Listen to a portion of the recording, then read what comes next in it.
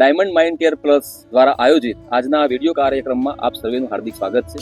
તો હું ડોક્ટર પરીક્ષિત સિંહ રાવ, ડોક્ટર કુલદીપ સાંખલા, જેઓ બાયડની NH શાહ હાઈસ્કૂલના મનોવિજ્ઞાન વિષયના શિક્ષક છે.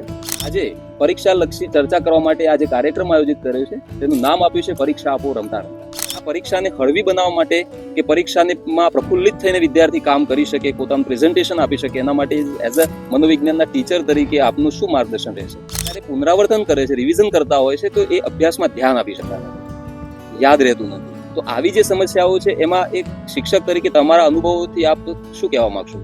કોન્શિયસ માઇન્ડ જે છે હાજર અત્યારે હાલ તમે જે તૈયારી કરી રહ્યા છો, તમે ફક્ત વાંચી રહ્યા છો, બાકી અનકોન્શિયસ માઇન્ડ તમારું બીજું રીડિંગ કરી રહ્યું છે.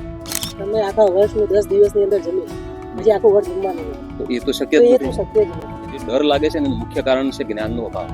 કર્મણ્યવાધિકાર રસ્તે માં ફલીશું કદાચ. ઘણા બધા વિદ્યાર્થી પરીક્ષાના સમય દરમિયાન બીમાર પડે છે. ઘરની અંદર વાતાવરણ ક્યાંક આત્મવિશ્વાસ વધારે ને એવું હોવું જોઈએ.